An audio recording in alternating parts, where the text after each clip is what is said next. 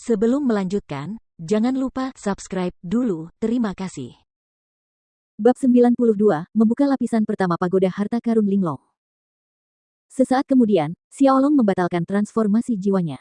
Sisik naga biru dan hitam di lengannya serta dua kepala naga bertato di punggungnya menghilang. Kelelahan tiba-tiba menyerangnya. Walaupun transformasi jiwa meningkatkan kekuatan dan tenaganya berkali-kali lipat, namun hal itu juga menghabiskan sejumlah besar ki pertempuran, terlebih lagi, dia baru saja naik ke Ordo ke-7.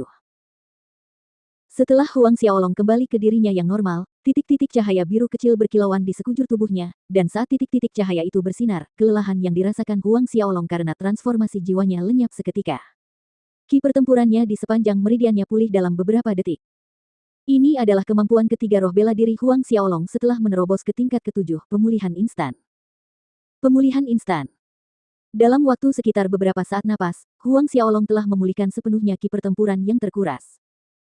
Meskipun butuh waktu 10 detik untuk memulihkan ki pertempurannya sepenuhnya, itu sudah merupakan kemampuan tingkat surga. Dari aspek tertentu, pemulihan instan ini lebih kuat daripada penyembunyian ruang dan bayangan hantu. Menggabungkan pemulihan instan dengan penyembunyian ruang, Huang Xiaolong tidak perlu khawatir dengan efek samping dari ki pertempuran yang terkuras. Nah, satu-satunya kemalangan dari kemampuan ini adalah ia hanya bisa memulihkan ki pertempuran dan tidak bisa menyembuhkan luka.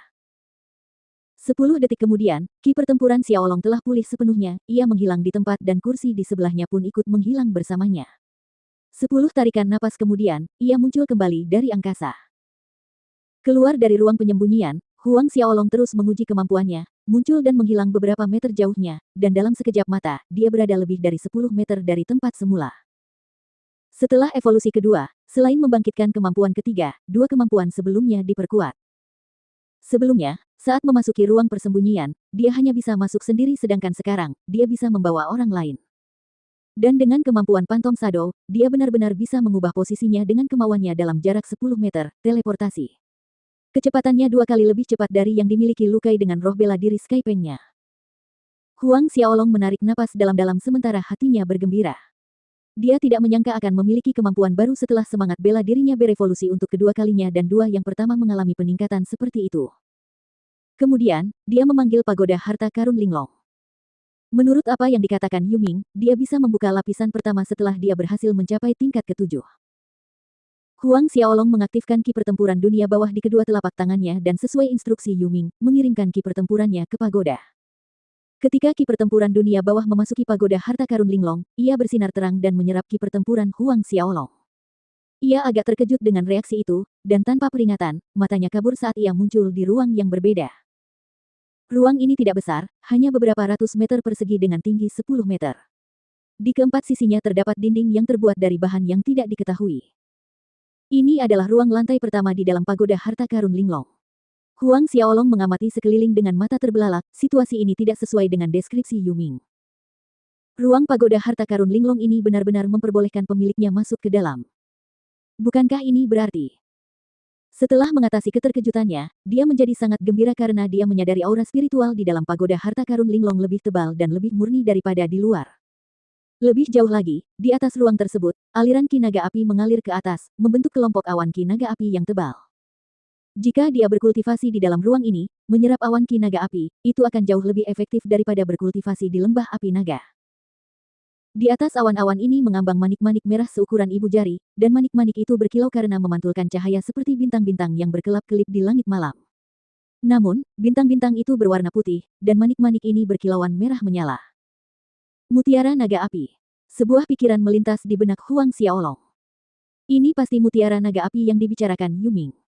1, 2, 3.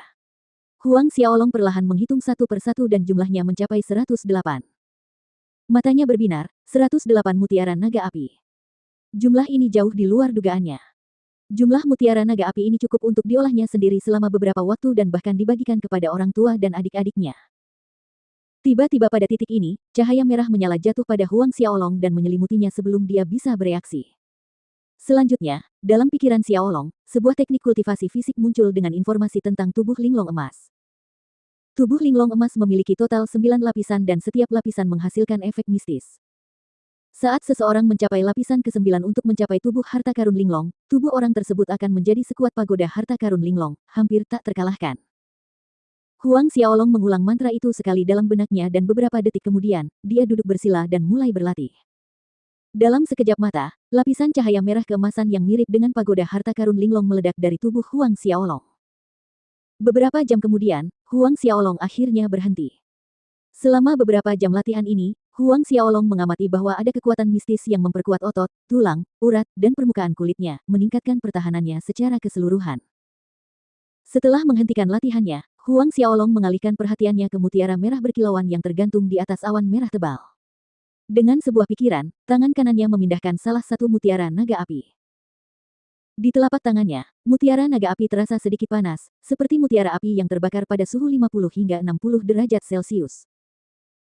Hang Xiaolong membuka mulutnya dan melemparkan mutiara merah menyala itu ke dalam mulutnya saat mutiara naga api mencapai perutnya. Mutiara itu berubah menjadi aliran energi panas yang mengalir ke setiap sudut tubuhnya. Merasakan hal ini, Xiaolong segera menenangkan diri lagi dan menjalankan taktik Asura untuk memurnikan aliran energi panas. Ki pertempuran dunia bawah di meridiannya menjadi aktif, melonjak dan runtuh sepanjang waktu sementara warna abu-abu gelap mulai berubah perlahan menjadi abu-abu muda. Proses yang sama muncul lagi, sama seperti saat dia berkultivasi di lembah api naga. Kotoran hitam bercampur darah membentuk lapisan di atas kulitnya, dan kotoran ini tersembunyi jauh di dalam tubuhnya, bukan yang normal. Beberapa jam lagi berlalu. Lapisan darah dan kotoran yang mengeras menutupi Huang Xiaolong. 1 hari berlalu dan lapisan kotoran luruh dan lapisan sampah baru terbuang lagi, dan proses itu terulang sekali lagi. Setelah 5 hari, berhenti. Huang Xiaolong menghabiskan waktu 1 hari untuk menyempurnakan satu mutiara naga api dan setiap kali ia menyelesaikan satu, ia akan mengambil mutiara lain dari awan sambil terus menelan dan mengolah. Dalam waktu 10 hari, ia telah menyempurnakan 10 mutiara naga api. Ia berhenti setelah menyelesaikan mutiara ke-10 dan berdiri, merasa sangat rileks dan nyaman dari ujung kepala sampai ujung kaki, seperti membuang beban seberat 100 jin. 10 hari latihan mengakibatkan kekuatan Huang Xiaolong meningkat lagi, mendekati puncak awal Orde ke-7. Menurut perkiraan Xiaolong, jika dia terus tinggal dan berlatih di ruang pagoda harta karun linglong sambil menelan mutiara naga api, dalam waktu 2 minggu lagi, dia bisa mencapai puncak awal Orde ke-7, dan jika diberi waktu 2 bulan, pertengahan Orde ke-7. Akan tetapi, dengan kecepatan kultivasi ini, bahkan jika dia memonopoli seluruh 108 mutiara naga api, itu hanya bisa bertahan 3 hingga 4 bulan. Itu, dan kecepatan pagoda harta karun linglong memadatkan satu mutiara, bahkan 10 hari pun tidak cukup untuk menyelesaikannya. Jadi, Huang Xiaolong harus memikirkan metode yang akan mempercepat prosesnya.